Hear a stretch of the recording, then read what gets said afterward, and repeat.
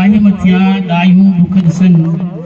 मूसार फिरिन बुराई में भालक in stage ते वेठल इन प्रोग्राम जी सदारत कंदड़ मुंहिंजो मोहतरम पेटेलफ मरकज सुना सेक्रेटरी अब्दुल शकूर सारंग साहब असांजो निहायती क़ाबिल एहतराम असां सभिनी जो वॾो साबिक़ सदर पेटेलफ ज़िलो ठटो साईं अब्दुल शकूर सारंग साहब असांजो निहायती क़ाबिल एहतराम ओ खलीफ़ा रसूल बेग साहब माफ़ कयो साईं सारंग अलाए किथां अची वियो सभिनी खे थी खयो आहे सभु हले असांजो निहायती क़ाबिल एहतराम डिवीजनल सदर साईं निसार मेमन साहब असांजो निहायती क़ाबिल एहतराम साईं बाबा बुखारी साईं फिदा हुसैन शाह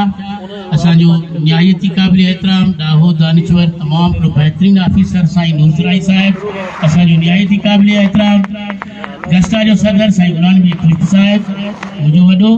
निहायती क़ाबिल एहतराम साईं अलाउद्दीन बिरोही साहब काफ़ी स्टेज ते माण्हू वेठा आहिनि मुंहिंजे ख़्याल में त नाला वठंदे राति पइजी वेंदी असांजा सभु क़ाबिल एहतराम आहिनि साईं अदा अहमद नवाज़ पठान साहिबु आहे मुंहिंजो वॾो मुंहिंजो रुहानी बाबा रईस हसनी बलोच साहिबु साईं ईसा समू साहिबु अदा ताज बिरोही साहिबु साईं वेठो आहे खुलाई साहिबु साईं शकील परे खां आयो आहे साईं जी वॾी महिरबानी पेटल सजावल जो सदर आहे साईं कादिर कुंभार साहिबु जेके बि असांजा साईं नाना नूरो आहे जेके भी दोस्त वेठा आहिनि साईं बिशारत साहब मुंहिंजे साम्हूं वेठल मुंहिंजा उस्ताद साथियो हाजी खैरमान साहब वेठो आहे मुंहिंजे तलकनि जा सदर साहिब काफ़ी उस्ताद हिते असांजो भेनरूं वेठियूं हुयूं प्रेस चिराज वेठो आहे अमीर लाशारी वेठो आहे साईं असांजो गवाज़ कस्टा जो सदर साईं गुलाम कादिर बागी जेके भी मुंहिंजा क़ाबिल एहतराम मुंहिंजा सभई वॾा मुंहिंजा उस्ताद मुंहिंजो तव्हांखे सलाम जीअं उस्ताद जीअं सभु दोस्तों ॻाल्हियूं इलाही थी वियूं आहिनि टाइम ज़्यादा थी वियो आहे इलाही मूंखे जेको सो मथे खणी आया आहिनि वॾो एॾो आऊं जेको सो कोन आहियां ॾाढो न को दिलेर आहियां न को ॿियो आऊं हिकिड़ो आम उस्ताद आहियां हिकिड़ो ग़रीब माण्हू आहियां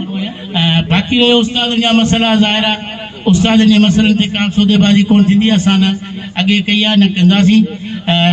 जिते बि असांखे उस्तादनि जे काद लाइ सॾु थींदो उते जेकॾहिं उस्ताद जो पघर वेंदो त इनशाला असांजो रतो वेंदो असां कॾहिं किथे भले पोइ केरु बि हुजे छा बि हुजे इहे मिसाल हूंदी अॻियां हूंदा त असां उस्ताद जे जिते उस्ताद जो मफ़ाद आयो हूंदो उते असीं विया हूंदासीं न कॾहिं बि न झुकिया हूंदासीं न झुकंदासीं इनशाला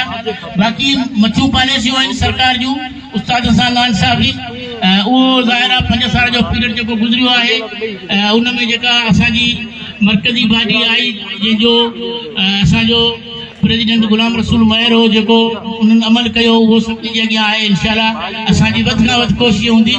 मुंहिंजी त कोशिशि आहे त इनशाला डिवीज़न जो असां पंहिंजो सदर जेको सो मुक़ररु करे चुका आहियूं असांजो इहो साईं निसार साहिबु ऐं एडवांस में मुबारकूं ॾियां मूंखे यकीन आहे साईं निसार जे साम्हूं को पैनल कोन ईंदो जेकॾहिं ईंदो त इनशाला पट ते हूंदो असीं साईं निसार सां गॾु आहियूं शकूर जे क़ियादत में इनशाला सिंध जी इलेक्शन विढ़ंदासीं पोइ जिते बि सॾु थियो जिते बि दोस्तनि प्यारियो बीहंदासीं कॾहिं बि न हटंदासीं उस्ताद ते सौदेबाज़ी न कंदासीं टाइम ज़्यादा तंग आहे अञा साईं खलीफ़ो साहिबु वेठो आहे असांजो जेको सदारत पियो करे असांजे एॾे वॾे प्रोग्राम जी उहो इलाही मुनो कलाक ॿ कलाक ॻाल्हाईंदा